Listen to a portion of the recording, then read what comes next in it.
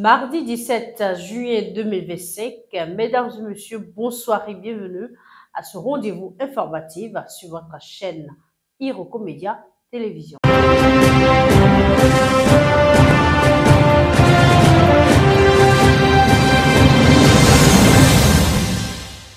Cette édition s'ouvre avec une nouvelle surprenante en Côte d'Ivoire. Un gisement d'or majeur découvert à Doropo, promesse de développement pour une région oubliée. La société minière australienne Resolute Mining a annoncé le 16 juillet 2025 la découverte d'un gisement d'or de classe mondiale dans le département de Doropo, au nord-est de la Côte d'Ivoire, à la frontière avec le Burkina Faso. Les réserves sont estimées à 100 tonnes d'or, ce qui pourrait représenter plus de 20 ans d'exploitation. Un investissement colossal de 300 milliards de francs CFA, soit 450 millions d'euros, est prévu pour la construction de la mine, dont les travaux commenceront début 2026. Le projet devrait créer environ 3000 emplois directs dans une région marquée par une extrême. Environ soit 11% de la population vit avec moins de 1000 francs CFA par jour, selon les données de 2021. Pour les autorités locales, cette mine représente un espoir économique et social, notamment pour l'emploi des jeunes et la lutte contre l'extrémisme violent dans cette zone frontalière instable. Les attentes incluent aussi des investissements sociaux, écoles, hôpitaux et infrastructures.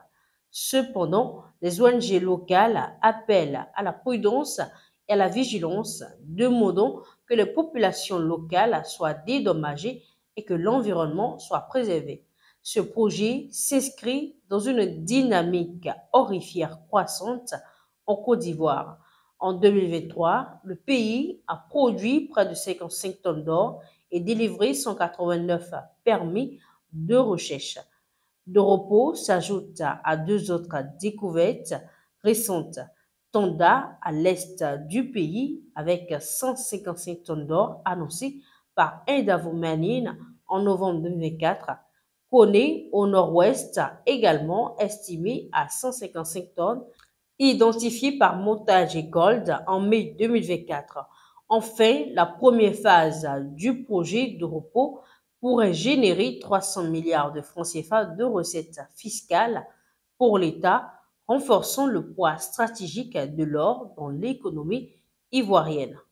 Toujours en Afrique de l'Ouest, au Togo plus précisément, on apprend la suspension de RFI et de France 24 pour 3 mois et des tensions autour de la liberté de presse. La haute autorité de l'audiovisuel et de la communication a annoncé hier lundi 16 juillet 2025 la suspension pour 3 mois des médias français RFI, Radio France Internationale et France 24. L'organe de régulation reproche aux deux médias d'avoir relayé des propos jugés inexacts et tendancieux, susceptibles de nuire à la stabilité des institutions et à l'image du pays. Dans un communiqué commun, les directions de RFI et France 24 ont exprimé leur surprise face à cette suspension sans préavis. Elles ont réaffirmé leur engagement avec les principes déontologiques du journalisme, défendant le travail de leurs équipes qu'elles jugent rigoureux, indépendant, vérifié et équilibré. Cette décision suscite de vives préoccupations concernant le respect de la liberté de la presse au Togo, où les deux médias internationaux sont reconnus pour le traitement professionnel de l'actualité, notamment en période de tension politique. Pour certains observateurs, cette suspension ne résout en rien les crises internes du pays et pourrait plutôt être perçue comme une tentative de museler la presse indépendante. Aux États-Unis, à présent, Donald Trump ordonne une nouvelle vague de raids anti-migrants dans plusieurs grandes villes. Le président américain Donald Trump a ordonné dimanche 15 juillet de nouvelles opérations d'expulsion ciblant les migrants sans papier dans Los Angeles, Chicago et New York dans le cadre de ce qu'il qualifie le plus grand programme d'expulsion massive de l'histoire. Il affirme vouloir intensifier les efforts pour débarrasser ces grandes villes dirigées, selon lui, par des démocrates d'extrême gauche, des migrants en situation irrégulière. Ces villes, tout comme San Francisco ou Seattle, sont des villes sanctuaires refusant de coopérer avec la police migratoire fédérale, selon ses propos. À Los Angeles, la situation est particulièrement tendue après l'envoi de 4000 gardes nationaux et 700 marines déployés contre la volonté des autorités locales. La ville reste sous couvre-feu depuis le 10 juin dernier en raison des manifestations et violences déclenchées par ces raids.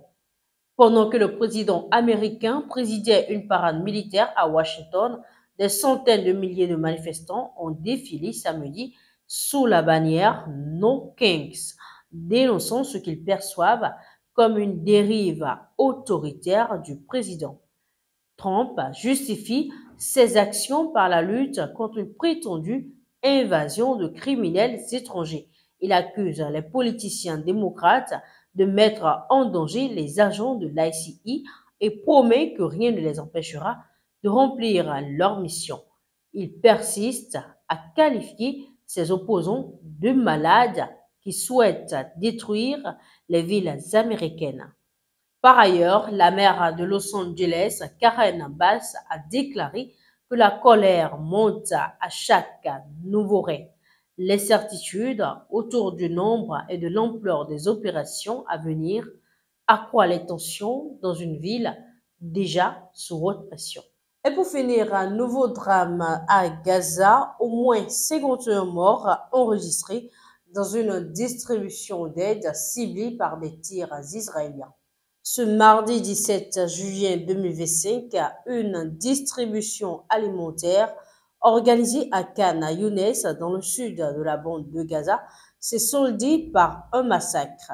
Selon les autorités locales, au moins 51 morts palestiniens ont été tués. Au moins 51 Palestiniens ont été tués et plus de 200 blessés après des tirs israéliens qui auraient visé des civils venus chercher de l'aide. Les tirs attribués à des chars et des drones de l'armée israélienne auraient éclaté à peine 10 minutes après l'ouverture du centre, selon Eyad Amawi, coordonnateur d'ONG local. Des vidéos filmées sur place montrent des scènes d'une violence extrême avec des corps mutilés jonchant le sol. Les témoins accusent directement l'armée israélienne, tandis que l'hôpital Nasser, où les victimes ont été transférées, est submergé et opère dans des conditions critiques.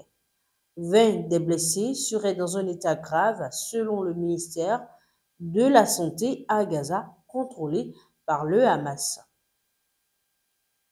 Ce drame survient au lendemain de notre incident similaire à Rafah, où 20 civils avaient également été tués en cherchant de l'aide. En réponse, l'armée israélienne a annoncé l'ouverture d'une enquête sur les circonstances de ces tirs. Il faut rappeler que depuis la reprise des frappes le 18 mars, plus de 5100 personnes ont été tuées, portant le bilan total des victimes à Gaza à plus de 55 000 morts selon les autorités sanitaires locales. Face à cette escalade, des voix s'élèvent pour demander une révision de la gestion de l'aide humanitaire jugée inadapté et potentiellement instrumentalisé. C'est tout pour cette édition. Iroko Media vous remercie pour votre fidélité renouvelée. À nous revoir.